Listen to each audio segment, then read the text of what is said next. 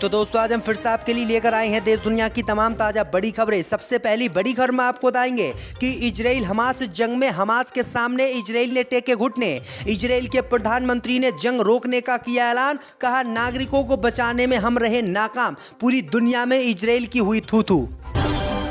पाकिस्तानी महिला सीमा हैदर को भारत में रखना चाहता है पाकिस्तान, तो इस हरकत से उठे सवाल, बहुत चक्का रह गई जांच एजेंसियां, मोदी सरकार को हुआ सीमा हैदर के जासूस होने का शक। ईरान के प्रधानमंत्री ने मोदी से की अपील, कहा गाजा पट्टी पर इजराइल के हमले बंद करवाए भारत, अपनी ताकत का करे इस्तेमाल। गाजा पट्टी पर इजराइल की बमबारी को दक्षिण अफ्रीका ने बताया नरसंहार, इजराइल के खिलाफ केस दर्ज करके बैन लगाने की मांग। इजराइल हमास जंग में इजराइल ने भारत से फौरन मांगे 1 लाख मजदूर, फिलिस्तीनी वर्कर्स को करना है उनको रिप्लेस। दीपावली के मौके पर सुप्रीम कोर्ट ने पूरे देश में पटाखों पर बैन लगाने का किया ऐलान। तो दोस्तों सभी खबरों को आपको एक एक कर बताने वाले हैं, वीडियो को लाइक कर चैनल को सब्सक्राइब कर दें। इसी बीच पर तो दोस्तों अगली खबर की ओर, तो इजराइल हमास जंग के बीच हमास ने टेक दिए इजराइल के सामने घुटने। इजराइल के प्रधानमंत्री ने जंग रोकने का किया ऐलान। जब दोस्तों आपको बता दें कि इजराइल हमास की जंग में इजराइल की सेना से लोहा ले रहे हमास के लड़ाकों के सामने इजराइल की सेना ध्वस्त होती दिख रही है। इजराइल की सेना अब हमास के सामने घुटने टेकने लगी है।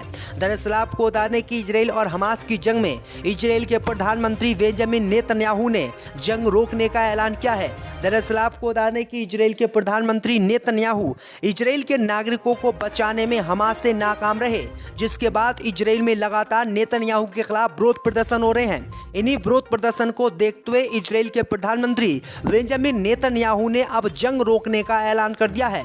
दरअसल आपको बता दें कि बेंजामिन नेतन्याहू ने कहा है कि हम पूरी तरीके से जंग अभी नहीं रोकेंगे, लेकिन 2-3 दिन के लिए इस जंग को हम रोक रहे हैं, जिससे गाजा पट्टी में मानवीय मदद हमास के लड़ाकों तक पहुंच सके और लोग भूख से ना मरे। तो ये बड़ी अपडेट आ रही है, क्योंकि गाजा पट्टी में जैसे ही इजराइल की सेना घुसी थी तो हमास के लड़ाकों ने इजराइल की सेना को धूल चटा दी थी और बुरी तरीके से इजरायली सैनिकों को मारा था, जिसके डर के कारण अब इजराइल के प्रधानमंत्री ने जंग रोकने का ऐलान किया है। तो ये बड़ी अपडेट आ रही है दोस्तों अगली खबर की ओर, तो दीपावली पर पूरे देश में पटाखों पर लगे बैन, सुप्रीम कोर्ट ने किया ऐलान। जब दोस्तों आपको बता दें कि सुप्रीम कोर्ट ने पटाखों को बैन करने के मामले पर सुनवाई करते हुए आज बड़ी टिप्पणी की है। सुप्रीम कोर्ट ने कहा कि हमने जो पिछले साल आदेश दिए वो केवल दिल्ली भर के लिए नहीं थे, पटाखों को बैन करने का हमारा आदेश पूरे देश के लिए था। सुप्रीम कोर्ट ने कहा कि हम पूरे देश में दीपावली के मौके पर पटाखे जलाने पर बैन लगाने का आदेश पहले ही दे चुके हैं और इस आदेश को अब पूरे देश में लागू होना चाहिए। कोई भी व्यक्ति दिवाली के मौके पर पटाखे देश में ना जलाए। अगर कोई व्यक्ति देश में पटाखे जलाता है तो उसके खिलाफ राज्य सरकारें कार्रवाई करें। तो ये बड़ी अपडेट आ रही दोस्तों कि सुप्रीम कोर्ट ने अब पूरे देश में पटाखों पर बैन लगाने का ऐलान किया है। इसी बीच पर तो दोस्तों अगली खबर की ओर, तो इजराइल हमास जंग के बीच इजराइल के प्रधानमंत्री ने भारत से मांगे 1 लाख मजदूर। जब दोस्तों आपको बता दें कि इजराइल और हमास के बीच चल रही जंग के बीच यहूदी देश श्रमिकों की कमी से जूझ रहा है। इजराइल में काम करने वाले गाजा पट्टी के वर्कर्स को अब इजराइल की सरकार वहां पर काम नहीं करने दे रही है, जिससे इजराइल की सरकार ने एक आदेश जारी करते हुए मोदी सरकार से 1 लाख मजदूर मांगे हैं। दरअसल आपको बता दें कि इजराइल की सरकार ने कहा कि भारत की सरकार तत्काल 1 लाख भारतीय मजदूरों को इजराइल भेजे, क्योंकि इजराइल की कंपनियां बंद हो रही हैं, इसलिए 1 लाख भारतीय मजदूर अब इजराइल जाएंगे। देखते हैं प्रधानमंत्री मोदी जंग के बीच भारत के 1 लाख मजदूरों को इजराइल भेजते हैं या फिर नहीं। इसी बीच पर तो दोस्तों अगली खबर की ओर, तो पाकिस्तानी महिला सीमा हैदर को भारत में रखना चाहता है पाकिस्तान के इस ऐलान से मोदी सरकार की बड़ी चिंता। जब दोस्तों आपको बता दें कि सीमा हैदर को लेकर पाकिस्तान का जो रवैया भारत के सामने आया है, उससे मोदी सरकार बुरी तरीके से सन्न हो गई है। एक रिपोर्ट से पता चला है कि पाकिस्तान नहीं चाहता है कि सीमा हैदर वापस अपने देश पाकिस्तान लौटे। इसी वजह से पाकिस्तान लगातार सीमा हैदर की रिपोर्ट देने में देरी कर रहा है।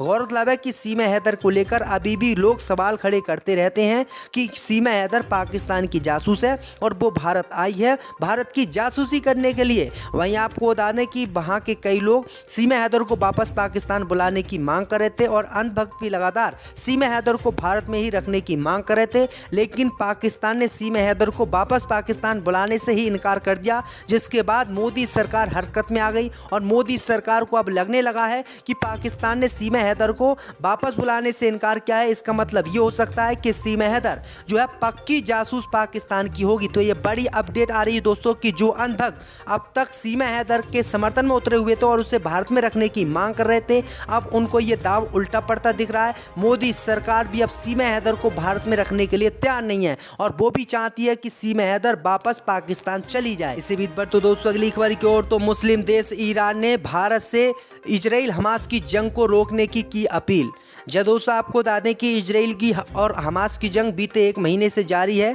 इस जंग में 50,000 लोगों की हत्या हो चुकी है। अब खबर सामने निकल कर आई दोस्तों कि ईरान के प्रधानमंत्री ने भारत के प्रधानमंत्री मोदी से बात करते हुए इजराइल हमास की जंग रोकने की मांग की है।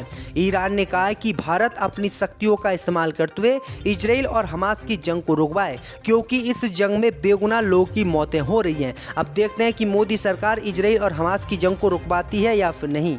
इसी बीच पर तो दोस्तों अगली खबर की ओर तो इजराइल हमास की जंग को साउथ अफ्रीका ने बताया मुसलमानों के लिए नरसंहार, इजराइल के खिलाफ कार्रवाई की मांग। दोस्तों आपको बता दें कि इजराइल और हमास जंग को लेकर यह मामला अब थमने का नाम नहीं ले रहा है। साउथ अफ्रीका ने भी अब गाजा पर इजराइल के हमलों को नरसंहार बताते हुए इजराइल के खिलाफ सख्त एक्शन लेने की बात कही है। इतना ही नहीं, दक्षिण अफ्रीका ने तो इजराइल से अपने राजदूत और राजनायकों को भी वापस बुला लिया है। दरअसल आपको बता दें कि दक्षिण अफ्रीका के प्रेसिडेंट ऑफिस के मुताबिक वहां की सरकार ने इजराइल की राजधानी तेल अवीव से अपने सभी डिप्लोमेट्स को वापस बुलाने का फैसला किया है। दक्षिण अफ्रीका की सरकार का कहना है कि इजराइल को गाजा पट्टी पर तत्काल प्रभाव से हमले रोककर सीज फायर करना चाहिए। उन्होंने कहा है कि जो भी बमबारी गाजा पट्टी पर इजराइल की सेना कर रही है वो बहुत गलत है और क्रूरतापूर्वक है, इसलिए इजराइल के खिलाफ इस युद्ध अपराध के लिए केस होना चाहिए और इजराइल पर कार्रवाई करते हुए इजराइल को पूरी दुनिया में बैन करना चाहिए। इसी बीच पर तो दोस्तों अगली खबर की ओर तो एल्विस यादव के खिलाफ केस दर्ज करने वाले दरोगा को किया योगी सरकार ने निलंबित। दोस्तों आपको बता दें कि Elvis Yadav Noida rape party के मामले में आरोपी हैं, लेकिन उन पर आरोप साबित नहीं हो पाए।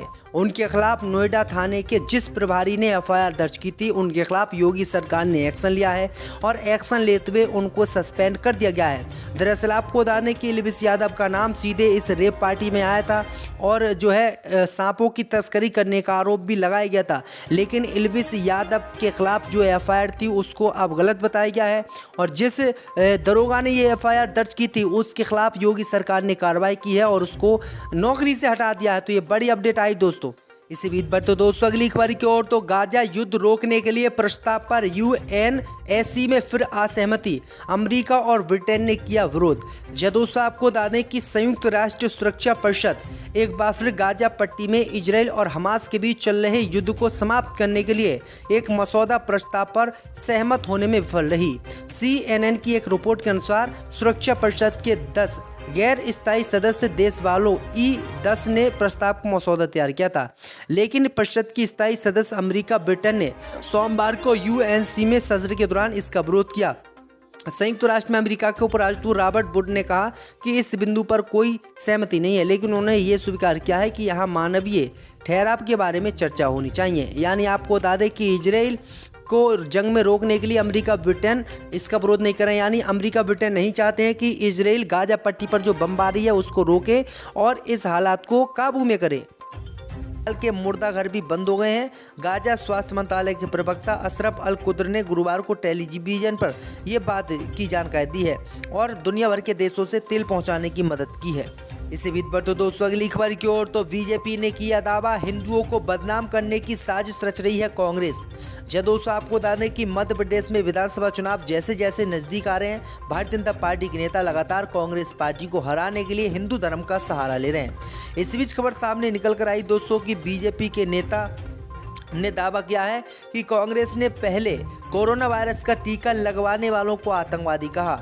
दिग्विजय सिंह जो कांग्रेस पार्टी के हैं वो हिंदू धर्म को मानने से इनकार कर रहे हैं और उसी परंपरा पर चलते हुए अब पार्टी के विधायक जीतू पटवारी ने हिंदुओं के लिए नया शब्द नफरती हिंदू दिया है। उन्होंने आरोप लगाया है कि मुंबई हमले के बाद कांग्रेस ने भगवा आतंकवाद शब्द गढ़ा था, अब इसके बाद कांग्रेस नया शब्द ले आई है। उन्होंने सवाल किया है कि क्या हिंदू कांग्रेस को नफरती दिखाते हैं। की सबसे खूबसूरत जगहों में से एक है। सूत्रों के मुताबिक राहुल गांधी आज रात लेह में टूरिस्ट कैंप में रात गुजारेंगे। जो